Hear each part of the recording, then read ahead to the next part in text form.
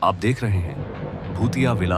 दोस्तों, अगर आप चैनल पर नए हैं तो चैनल को सब्सक्राइब जरूर कर लें और साथ ही वीडियो को लाइक करके नीचे कमेंट बॉक्स में अपनी राय जरूर दें ताकि हम आपके लिए ऐसी ही भूतिया घटना और ला सके। तो चलिए बढ़ते हैं आज की कहानी की ओर। दोस्तों, जब हम चार दोस्त दिन भर कारखाने में काम कर रहे थे, जिस वजह से देर रात के समय थकान की वजह से लौटते वक्त बहुत तेजी से भूख लगने लगी और ऊपर से कुछ अच्छा खाने का मन भी कर रहा था, जैसे कि नॉन वेज बटर चिकन ये सब। पर दिक्कत यह थी कि इस वक्त हमें पानी तक नसीब नहीं होता, क्योंकि भला 1 बजे कौन सी दुकान खुली होती है। पर तभी विकास ने कहा, मेरा एक दोस्त है, वह इस वक्त भी नॉन वेज का इंतजाम कर सकता है, रुको मैं उसे फोन करता हूं। फिर जब विकास ने फोन पर बात करी तो बात तो बनी, लेकिन आधी अधूरी। मतलब कि उसने फोन पर बताया कि अभी बना बनाया चिकन तो नहीं मिलेगा, पर कच्चे चिकन का इंतजाम जरूर हो सकता है। पर इसके लिए हमें कसाई बाड़े की दुकान नंबर 9 पर जाना होगा। दरअसल अब रात भी ज्यादा ही हो गई थी, तो हम चारों दोस्त चिकन लेने कसाई बाड़े की दुकान के लिए निकले। अब हम चारों कसाई बाड़े के पास ही पहुंचे थे कि नरेंद्र बोला, यार छोड़ो चिकन का प्लान, इससे अच्छा है चलकर दाल चावल बना लेते हैं। दरअसल उस वक्त चारों तरफ इतना सन्नाटा था कि मन में अजीब अजीब से ख्याल आ रहे थे, और यही कारण था कि नरेंद्र थोड़ा डर सा गया था और वह घर लौटने की बात कर रहा था। नरेंद्र की बात सुनकर विकास बोला, साफ साफ क्यों नहीं बोल रहा कि तुझे डर लग रहा है। इस पर नरेंद्र अपनी सफाई देते हुए बोला, अरे नहीं यार, ऐसा कुछ भी नहीं है। फिर इस पर विकास ने बोलते हुए कहा, अगर तेरे को जाना है तो जा, हम चिकन लेकर घर पहुंचते हैं, तब तक तू सारी तैयारी कर लेना। इस पर नरेंद्र पहले कुछ देर तक तो कुछ भी नहीं बोला, फिर थोड़ी दूर आने के बाद अचानक नरेंद्र बोला, ठीक है, मैं घर जाकर चिकन बनाने की तैयारी करता हूं, तुम लोग चिकन लेकर घर पहुंचो। और इतना बोलकर नरेंद्र घर की तरफ रवाना हो गया और हम तीनों अब मन ही मन मुस्कुराते हुए कसाई बाड़े में दाखिल हुए और 9 नंबर की दुकान तलाशने लगे। मगर जैसे जैसे हम कसाई बाड़े के भीतर बढ़ते जा रहे थे, वैसे वैसे हमारा डर भी बढ़ता जा रहा था। पहली बात तो यह थी कि वहां चारों तरफ बहुत ज्यादा ही गंदगी थी, साथ ही बहुत तेज बदबू भी आ रही थी, जिसे बर्दाश्त करना बहुत ही मुश्किल था। ऊपर से उस खामोशी में कुत्ते बिल्ली की भी आवाजें डरावनी महसूस हो रही थी। अच्छा हुआ था नरेंद्र हमारे साथ नहीं आया और सही समय पर घर लौट गया। इधर हम डरते डरते उस 9 नंबर की दुकान पर पहुंच गए, पर हमें पहुंचने में देरी हो गई थी, तो आखिर की एक दुकान भी बंद हो गई थी। इस पर विकास बंद दुकान को देखकर बोला, लगता है आज दाल चावल ही नसीब में है। इसलिए अभी हम घर जाने के लिए पीछे पलटे ही थे कि तभी हमें एक आवाज सुनाई दी। उस आवाज से ऐसा मालूम पड़ रहा था कि कोई बगल में कुछ काट रहा हो, जिससे हमको लगा कि अभी तक कोई कसाई की दुकान खुली हुई है। और फिर से हम पीछे मुड़े और उस दुकान की तरफ बढ़ गए जहां से आवाज आ रही थी। तकरीबन 7 मिनट चलने के बाद भी हमें वो दुकान कहीं भी नजर नहीं आई, तो हम तीनों हैरान हो गए, क्योंकि उस आवाज से ऐसा लग रहा था कि दुकान आसपास है और हम तो काफी अंदर आ गए थे, पर अब तक वो दुकान नजर नहीं आई थी। पर उस आवाज से अभी भी हमें यही लग रहा था कि दुकान आगे ही होगी। फिर थोड़ा आगे जाने के बाद जब वह दुकान हमें नहीं मिली, तो हम तीनों ने वापस लौटने का मन बना लिया।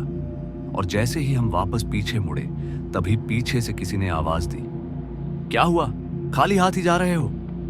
इतना सुनते ही जब हम तीनों पीछे पलटे, तो हमने देखा कि बगल की दुकान में एक कसाई हाथ में धार धार चाकू लिए खड़ा किसी बड़े जानवर के टुकड़े कर रहा है।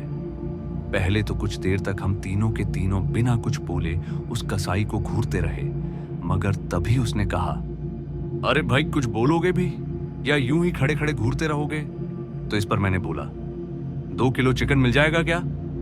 इस पर वह कसाई बोला, हाँ रुको लाता हूं।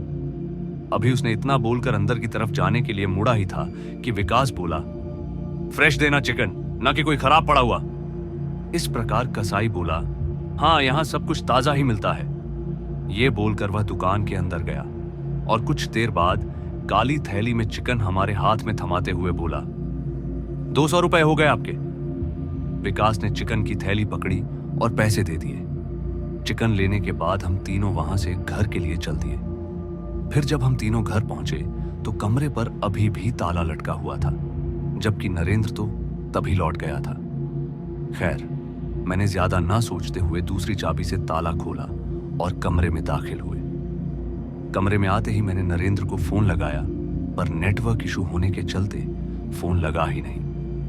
हम तीनों को समझ में नहीं आ रहा था कि आखिर नरेंद्र कहाँ रह गया। फिर जब विकास ने फोन लगाया तो नरेंद्र के फोन की रिंग बजी, पर उसके फोन की रिंगटोन कमरे में ही सुनाई दे रही थी। मतलब कि उसका फोन कमरे में ही था।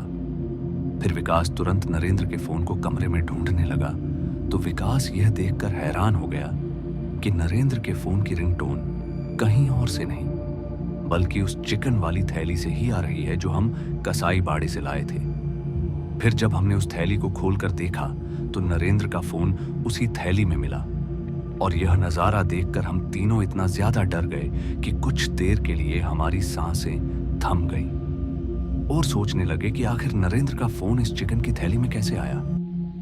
कुछ देर आपस में सोच विचार के बाद हम तीनों उसी वक्त निकले नरेंद्र को खोजने, मगर विकास का शक उसी कसाई वाले पर जा रहा था। इसलिए हम तीनों फिर से कसाई बाड़े के उसी कसाई की दुकान पर पहुंचे, यह पता लगाने के लिए कि आखिर नरेंद्र का फोन उसे कैसे मिला। पर जब हम तीनों वहां पर पहुंचे तो वो दुकान वहां से अब गायब हो चुकी थी।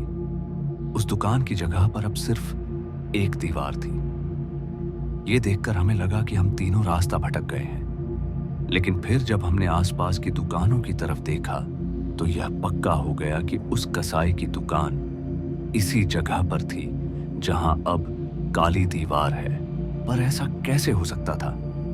तकरीबन 40 मिनट में दुकान कहां गायब हो गई, और मामला भी अब कुछ ज्यादा ही पेचीदा होता जा रहा था। तभी विकास ने तुरंत पुलिस स्टेशन पर फोन किया, पर फिर से नेटवर्क इशू के चलते फोन नहीं लगा। अभी हम तीनों अपने फोन से ट्राई कर ही रहे थे कि तभी किसी ने भारी आवाज में बोला, तुम लोगों ने यहां आकर अपनी जान जोखिम में डाल दी है। जितनी जल्दी हो यहां से निकल जाओ। तुम्हारी किस्मत अच्छी होगी तो शायद तुम तीनों में से एक दो बच जाए।